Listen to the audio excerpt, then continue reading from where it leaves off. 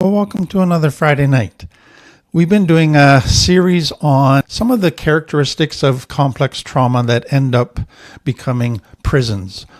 So the child adapts in order to survive as a young child, and they develop a whole pattern of responding both in their thinking and their emotions and their actions. And those become part of their subconscious brain, and they do those things every time they're triggered, and before they know it, those things are messing up their life. They're hurting themselves, they're hurting the people they love, and they want to quit, but something in them keeps them stuck there because it feels normal. It's their default setting, and so it becomes a prison to them. And we've been looking at some of the common prisons that are part of complex trauma, that if people don't begin to understand them and make necessary changes, they're going to be stuck there for the rest of their life, and it's not a very good place to be stuck. And tonight I want to talk about the prison of the need to fit in but not ever feeling like you fit in. It is such a common one again. So all of us come into this world with a desire to belong, to be part of a tribe, to feel connected to a group of people where we gain a sense of security, that's our people. But many end up feeling that they don't belong. Why is that? Why do they, with this strong desire to fit in, do they end up feeling like they don't fit in anywhere? They try hard. They adapt, they wear masks, they adopt roles, they dress like other people in a certain group, they conform to the standards of a certain group, they do everything to fit in on the outside, but on the inside they always feel like an outsider, always feel alone, always feel that they don't belong. What is that? And so they try harder and harder to fit in, but never feel like they fit in. And so the prison is a cycle. Trying to fit in and feeling the impulse and the need and compulsion to fit in, but never feeling that it's working. And so you just spin and spin in this cycle. So that's what I want to look at tonight. Now, to get us started, like we've been doing, I want to give you a short test of 10 questions. And so the scaling is, put 1 if it's completely untrue of you, 2 if it's mostly untrue of you, 3 if it's more true than untrue, 4 if it's moderately true, 5 if it's mostly true, and 6 if it describes you perfectly. And what we've noted is if you get a 5 or 6 to any of the questions, then this could be a significant issue for you that you need to look at. So question 1, I feel very self-conscious in social situations. 2, I feel dull and boring at parties and other gatherings. I never know what to say. 3, the people I want as friends are above me in some way. For example, their looks, their popularity, their wealth, their status, their education, their career. 4, I would rather avoid than attend most social functions. 5, I feel unattractive. I'm too fat, thin, tall, short, ugly, etc. 6, I feel fundamentally different from other people. 7, I do not belong anywhere. I am a loner. 8, I always feel on the outside of groups. 9, my family was different from the families around us. And 10, I feel disconnected from the community at large. So scoring 10 to 19, this life trap probably doesn't apply to you. 20 to 29, it may apply to you, but only occasionally. 30 to 39, it's probably an issue in your life. 40 to 49, it's definitely an important life trap that you need to look at. And 50 to 60, it's probably one of your core life traps. This is going to be a major issue in your recovery. So let me go back to childhood complex trauma to try and understand where this life trap comes from.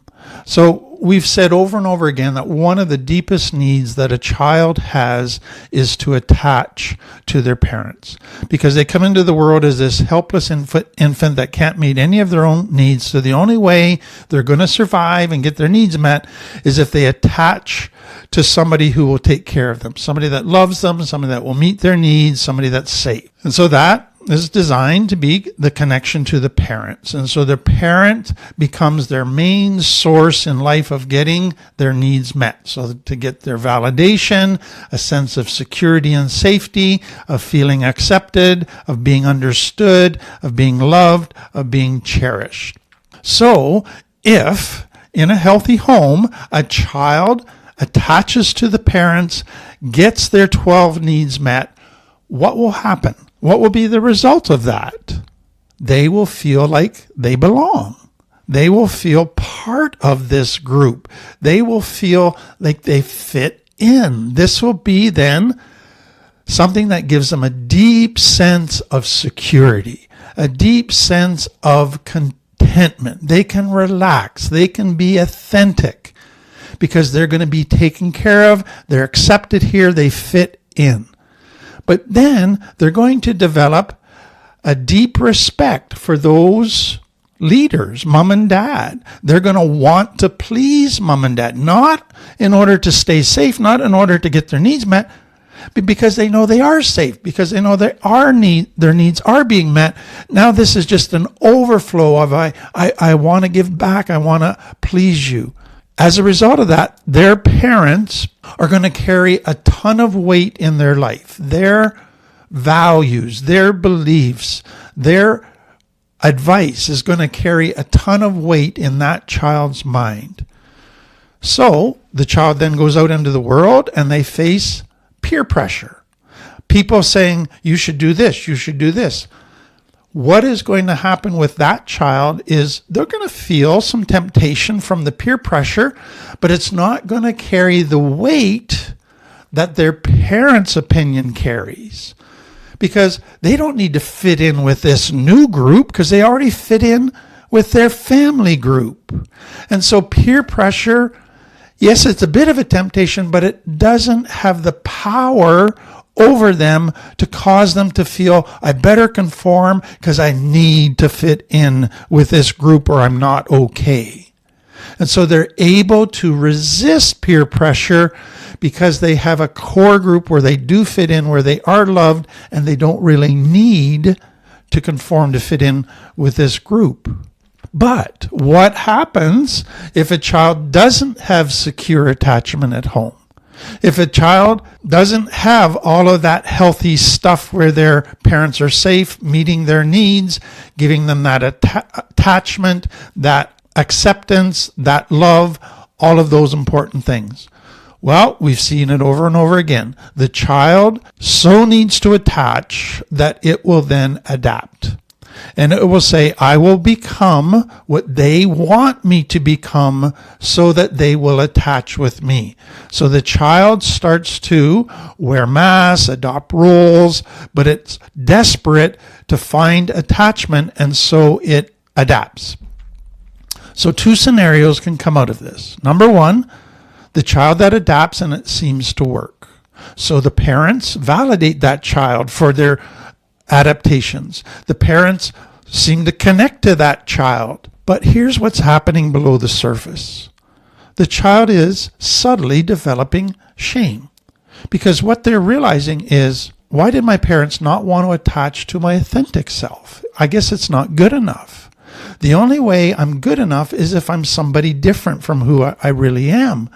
And so something is wrong with the authentic me. So they have developed shame.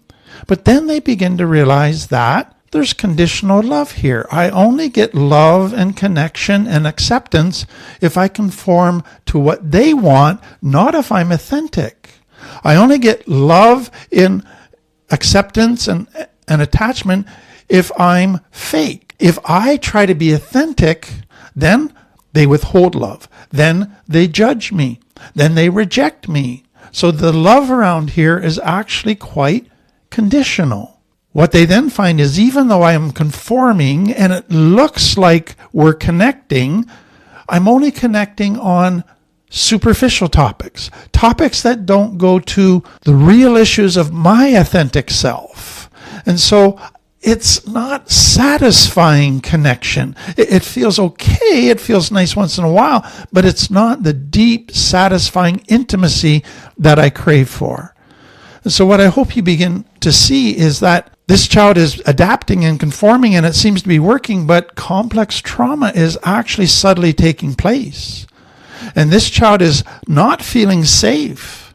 They're feeling safe if they conform, but that's not really feeling safe because they're not being their authentic self. And they know if they do some little thing wrong, everything's going to change. And so because they can't truly connect, and they have this deep shame that my authentic self is going to end up being rejected, they don't feel like they fit in. I can't connect to anybody truly, so I don't belong here. I don't fit in here. So what then begins to happen is the child tries further adaptations. Well, maybe if I try this, maybe if I try this, and they can do that within their family for years. But others, they go, you know what, I'm not going to fit in this family. I'm not willing to conform. Even if I try to conform, it seems to not be good enough. So I will try to find another tribe. I will try to fit in with another group of people, my peers. And so they begin to look for a peer group where they can belong. And for some, that's other kids like them at school. Others, they become part of a gang. Others, they become part of a club. Others, it's through a religious group that they are looking for a group where they can fit in. But most find the very same dynamics as their family of origin. They are accepted, it seems, and loved and welcomed, but only if they conform. Only if they do what the group wants. Only if they act the way the group acts. Only if they follow the values of that group. The minute they don't, then they're rejected. Then there's pressure put on them to try to get them to conform. Then they're judged. And so it's, again, they can't attach because they have to be fake. It feeds their shame that I guess, therefore, I wasn't good enough for my family. Now I'm not good enough anywhere. So I'm a real zero. So I guess I don't belong anywhere. And it deepens. It's important to realize that when people go to a new group, it does feel initially like they do fit in. The group talks about love, that you're part of the family, that you're a brother, and they act real close. And so the person goes, wow, I finally find a family. I finally fit in. I finally find a place where I'm welcome.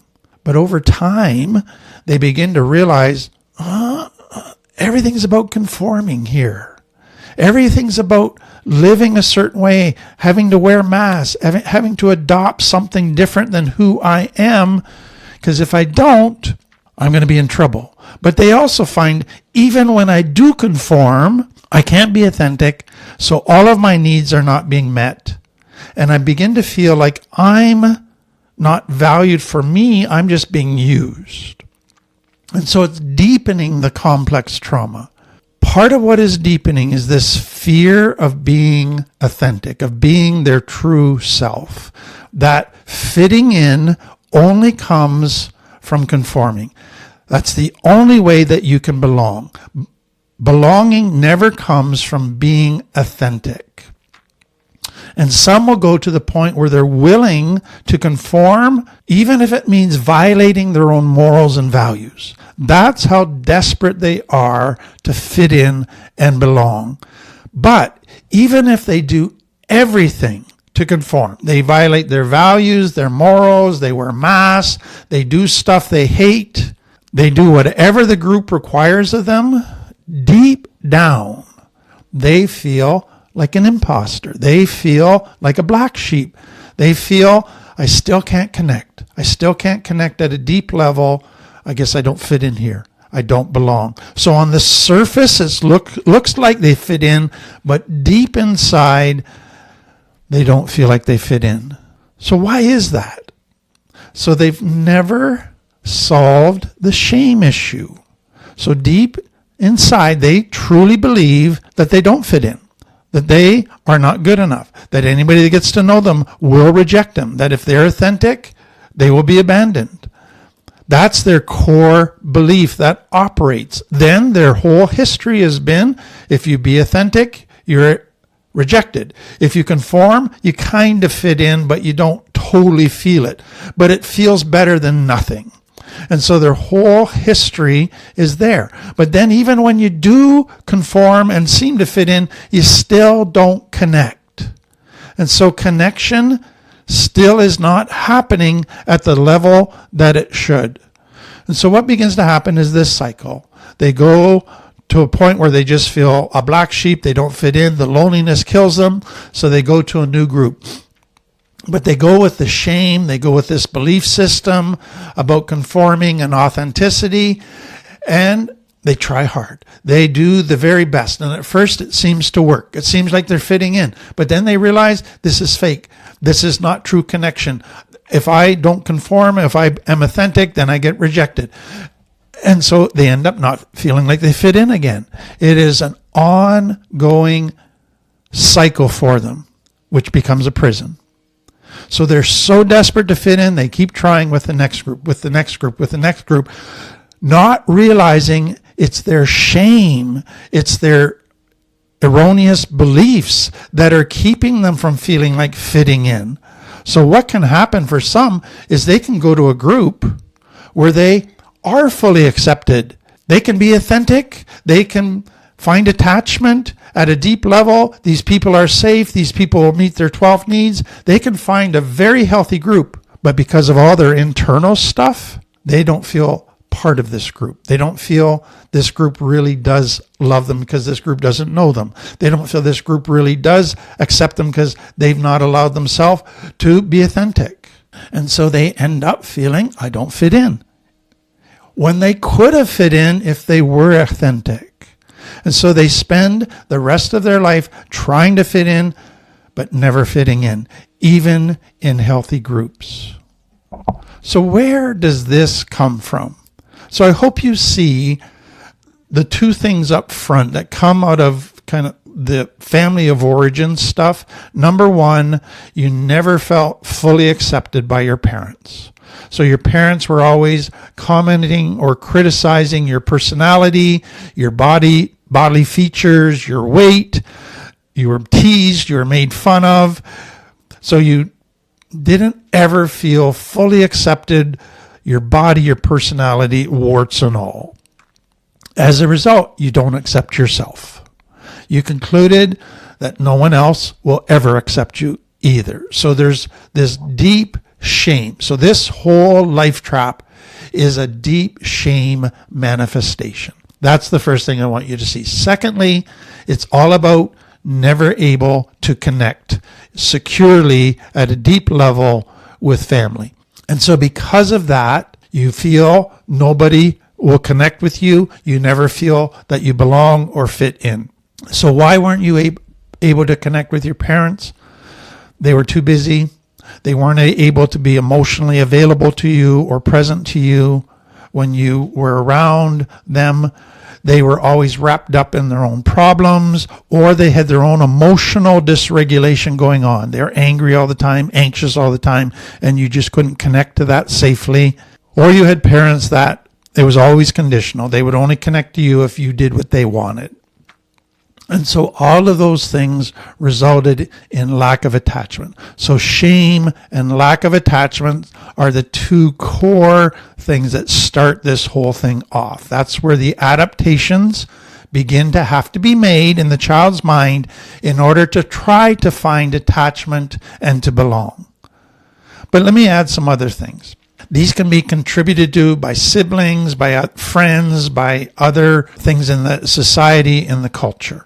So you felt inferior to other children because of some observable physical qualities. So your looks, your height, stuttering. And so kids teased you, bullied you, rejected you, humiliated you. That was part of what you grew up with. That can be a big thing. Or your family was different from others in the neighborhood. So you were of a different ethnic, cultural background in a cultural background that was very different. You felt different from other children, even within your own family. So you always felt kind of different. And it could be because of your personality, could be because of some of your abilities, your interests. You just didn't fit in and feel like normal children. And that leads to you were a gifted child. You just had an amazing brain. You had amazing musical ability. And so that's where all your interests were. And that's what you wanted to spend all your time doing. But other kids weren't interested in that. And so you always felt just very different. So let me go back to this being excluded because of this observable quality.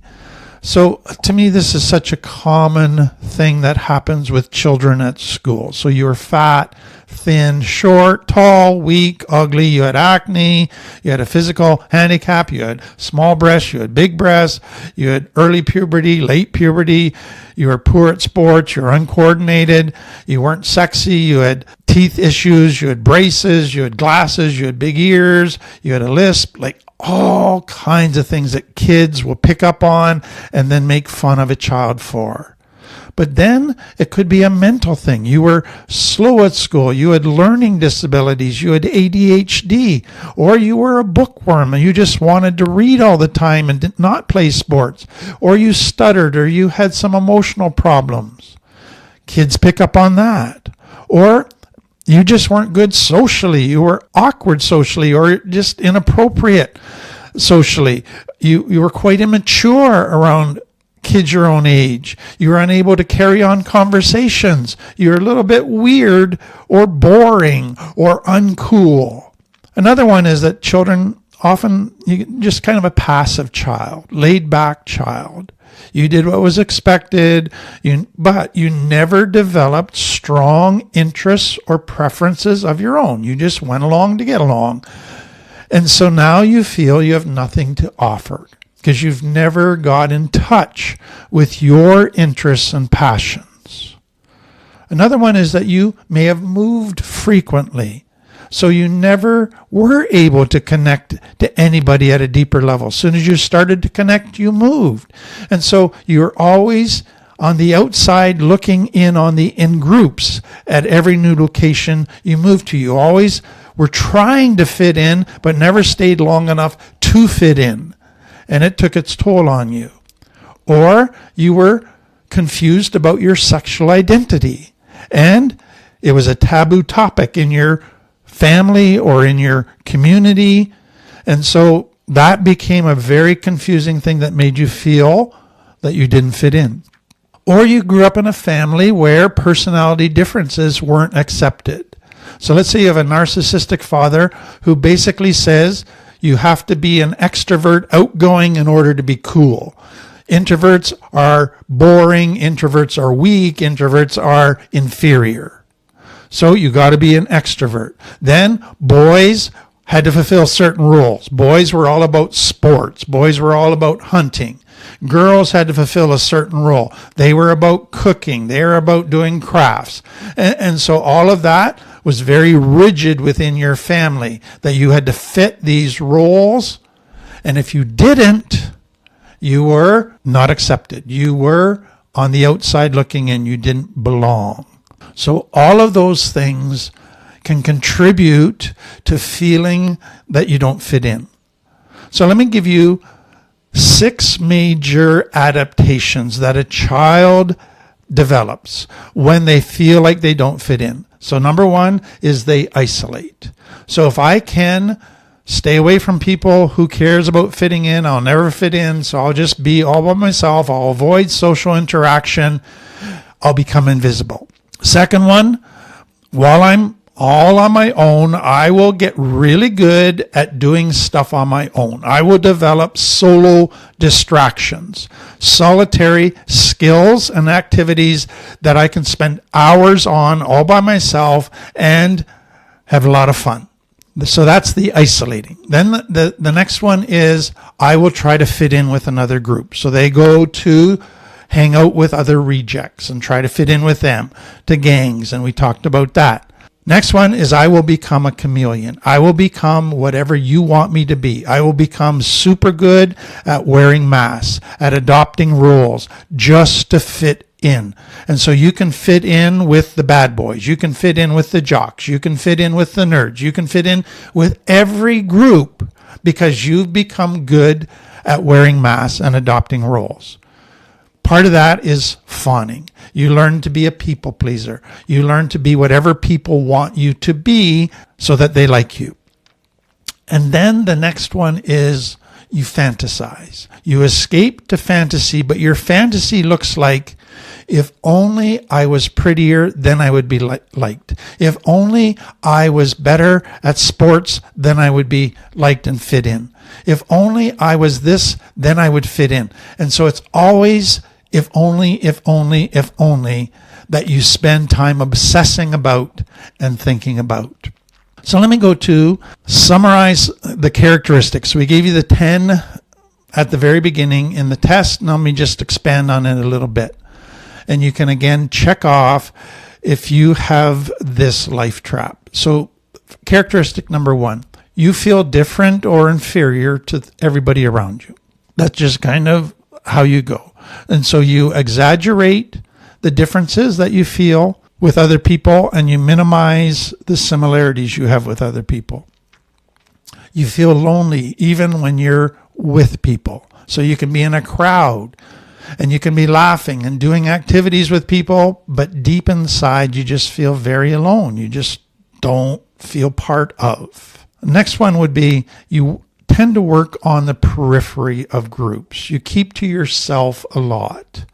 And so if you're at a job, you don't get promoted because you work on the periphery of projects. You try not to be noticed too much because you're pretty sure the group's not going to accept you. You're not going to fit in. So you just do your own little thing. Or you feel embarrassed about your family. So you don't want people to meet your family, to know about your family. You keep secrets about your family from other people because you're afraid that if they get to know your family, then they would say, you're just like your family, we're going to reject you even more. And it would really ruin your chances of fitting in. Next one, you're nervous and self-conscious around groups of people. You just can't relax and be yourself and be authentic when you're in a social setting, when you're with a group of people. You're worrying about what you're going to do. Did I say the right thing? Did I say the wrong thing? You're always planning what you should be saying next. So somebody's talking to you and you're kind of concentrating, but you're always formulating what you're going to say. You feel uncomfortable talking to people you don't know. So you just feel very awkward, nervous, self-conscious in social settings. You avoid joining groups, putting yourself out there to become part of a community. That's just too stressful. That's just too hard. And so you always go back to just spending time with your immediate family, even though it might be toxic, or with just a couple close friends, even if they might be toxic. Because it's just too scary to try to find a healthy community. You get really good at reading other people and what they like and what they're good at, and then mirroring it, and then pretending to be like them. And so you only let people see the parts of yourself that resemble what they're good at. You don't let them see the parts of yourself that they're pretty sure would cause them to reject you. And so you develop a secret life, a life where there's lots of parts of you that you never talk about, you never reveal, must stay hidden. Another characteristic for some is that they try to overcompensate for what they feel caused them to not fit in with their family, or what caused their family to not fit into the community. And so if they, in their mind, say, our family was poor, that's why we didn't fit in. Our family was different ethnically and we didn't talk good English, that's why we didn't fit in. And so you overcompensate for that to gain status, to have lots of money, to get highly educated, to talk really good English. You work really hard at that. Or if you figured the reason I didn't get accepted was because of parts of me, then you overcompensate for them. So if you thought, I didn't get accepted because I was shy, then you try to become super outgoing. I wasn't accepted because I was not very smart, so you become super intellectual. I was not accepted because I was too emotional, so now you become very stoic. I wasn't accepted because I was too feminine, so now you become very masculine in your mind. all of those things you overcompensate for what you thought was the reason you didn't fit in and caused you to be rejected. Another common characteristic is you become very preoccupied, obsessed with your physical body, your physical characteristics. And so you always feel less attractive than others. You're always comparing yourself to others, but you work really hard to be physically attractive. So you're always going on diets, working out, trying to get the perfect figure, the right complexion. You get facial surgery, you get boob jobs, all of those different things, trying to give you the perfect body because you think that's what will cause you to be accepted. Some avoid situations where they might seem dumb or slow or awkward. So the things that they thought got them rejected as a child and caused them not to fit in, they avoid those things now. So they avoid sports, they avoid things that require academic prowess, they avoid things that where they might look incompetent. Another characteristic, you're always comparing yourself to others. So you're looking at their money, their body, their status, their power, their friend group, and you're comparing yourself, and basically you always end up inferior, less than, and you go, yep, so you don't fit in, and it feeds it. Another characteristic for many is that they get drawn into cultish groups that seem so accepting. They seem to have unconditional love. And they're just attracted to it because they still long to belong, to be accepted, and they get drawn into that, but then they get indoctrinated by the group. Then they start to conform to what the group wants, and before you know it, they're injured, they're wounded all over again, and it's even worse than their family of origin. But some with this find themselves continually being drawn to cultish-like groups. And so the key for many to remember is that even if they were accepted by a group that was very healthy, something in them still feels like an imposter and that they really don't belong. And that's the core issue here. That's the core thing that is the main characteristic I want you to see. So having said all of that, let's now go to, if you have this life trap, what are some of the dangers that you're going to experience as you begin your recovery journey? So we talked about that some people with this life trap are afraid to put themselves out there to try to find healthy connection with healthy groups because they're pretty convinced that everybody will reject them if they're authentic. And so what they repeatedly try to do is they go, I'm going to go back to my family. I'm in recovery now, and so I'm changing. I'm going to go back to my family, and I bet you now my family's going to accept me because they're going to see the growth in me. They're going to see the change in me, and they're going to go, oh, yes, we accept you fully now. And they go back to their family with their hopes up, and you want to know what happens to most? Their family hasn't changed. Their family never accepted them, not because they were bad, but because of their issues. And so now, even as they're getting stronger, they go back to the family. Their family's still not going to accept them fully because now they're not conforming even more to the family's stuff. And so they're going to get hurt all over again. And then they also go back to their old friend groups and they go, I'll go back and I'll just show them this new me, this healthy me, and I'll work to help them and help them get healthier. And then we'll finally be a really tight group again. And they put all their energy into trying to still fit in to the two main groups of their early life, family and friends. And they don't put any energy into trying to build a surrogate family, to try to build healthy friendships where they can truly connect, where they're truly accepted. They put all their energy into convincing those two original groups that they're different, that they should be accepted now, to try to get their validation, to try to get them to be proud of them, to try to change them, and they get hurt over and over again.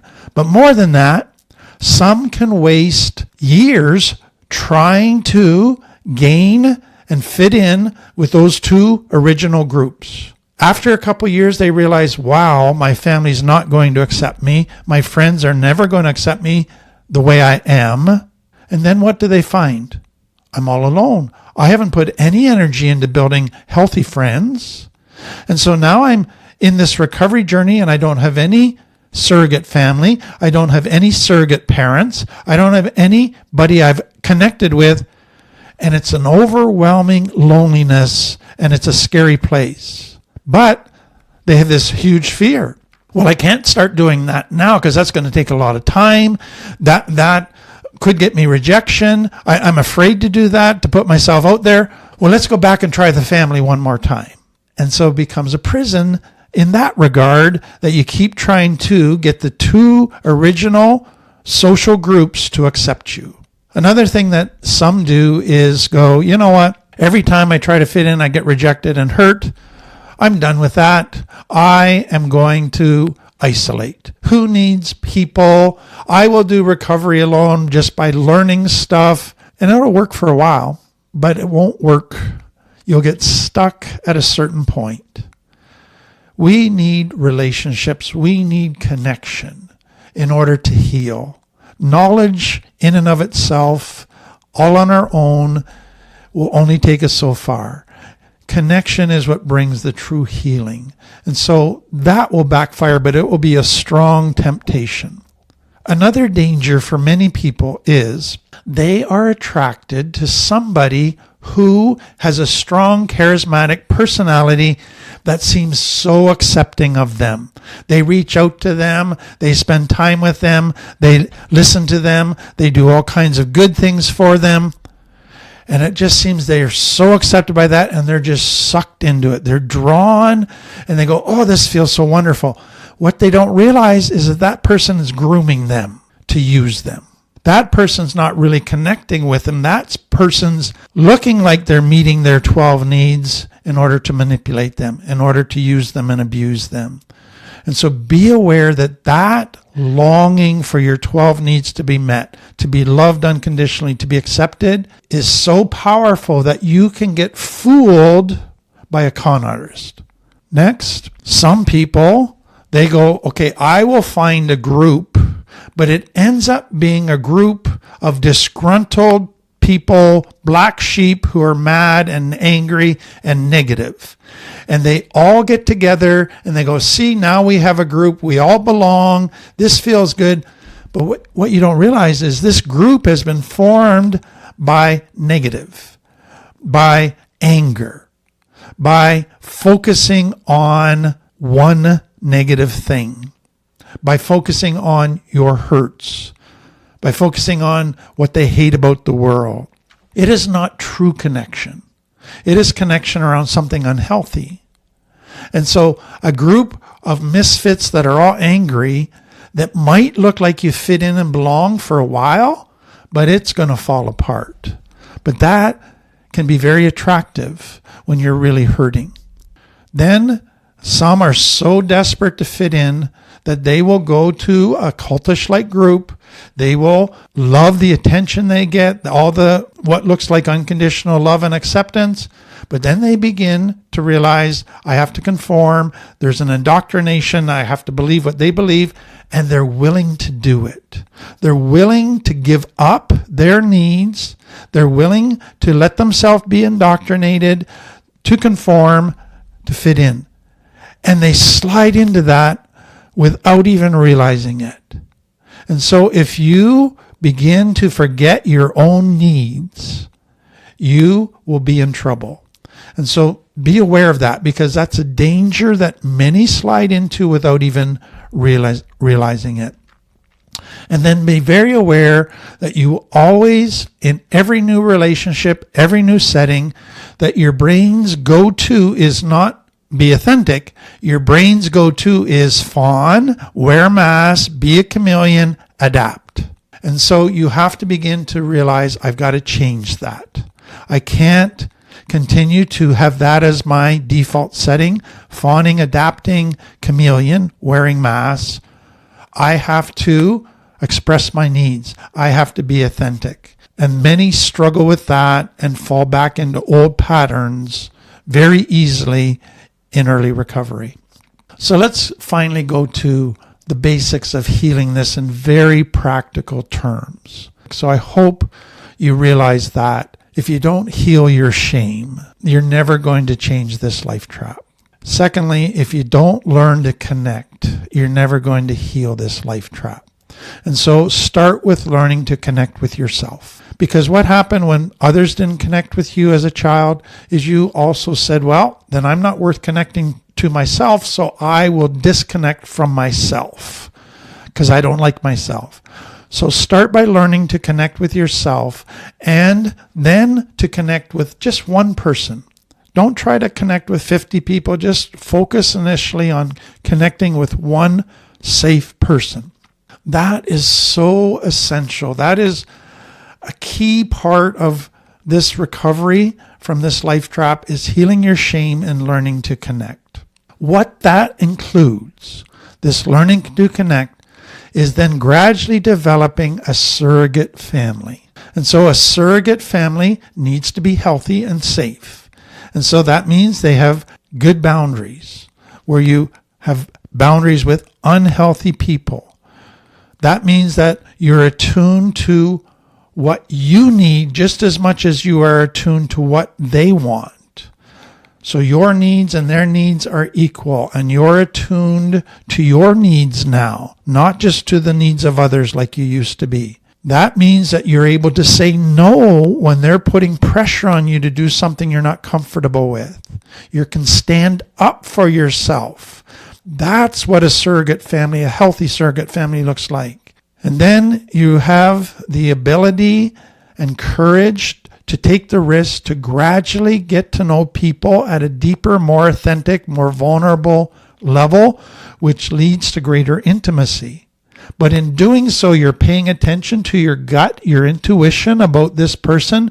You're paying attention to red flags, if there are any. And you're accepting that this is going to be a gradual, slow process in getting to know them. And so you're building very gradually a healthy support group, a healthy surrogate family where you can connect and finally fit in. So those three things, healing shame, connecting to self and others, and then building a surrogate family, are so important. Now let me break it into some very, very practical things. So understand where your feeling of not fitting in came from. So write down the things in childhood where you felt like you were excluded, you didn't belong, that you were rejected. Then list the everyday social situations that cause you to feel uncomfortable, that you might get excluded, you might get rejected. Then list the groups that you tend to avoid, the social situations that you tend to avoid. Then list any ways that you try to overcompensate for what you felt caused you to be rejected. So, being super pretty, being super outgoing, being all about image and power and money, and being smart. So, write those down. And so then based on those four, list the qualities in yourself that make you feel alienated, vulnerable, inferior. So, I'm too shy, I'm too sensitive, I'm too emotional, I'm too weak, I'm not smart enough, I'm not pretty enough. Just write down the things in specific detail that you have felt that people rejected you. Then go, okay, is that a real flaw, or is that just because little kids made fun of me? And so if you're convinced the flaw is real, and most of them won't be real, that's what I want you to see. But if you think the flaw is real, write down the steps you should take to overcome it. So you go, I'm an introvert, yes, but I became shy. Now I avoid ever talking to people. That's now unhealthy. So what do I need to do, even though I'm an introvert, to make myself talk to people a little bit? So start to write down stuff like that. Then look at the flaws you cannot change. So your bodily features, things that you can't change about how you look, things you cannot change about your basic personality. So write down, these are the things that are part of the package that I got. The next thing that I would say is have a plan that when you're going to a social setting, that you initiate conversations, that you do things to connect with people. Often what happens for people who don't fit in is they become passive and they wait for others to try to connect with them. Change that, and you now initiate that conversations.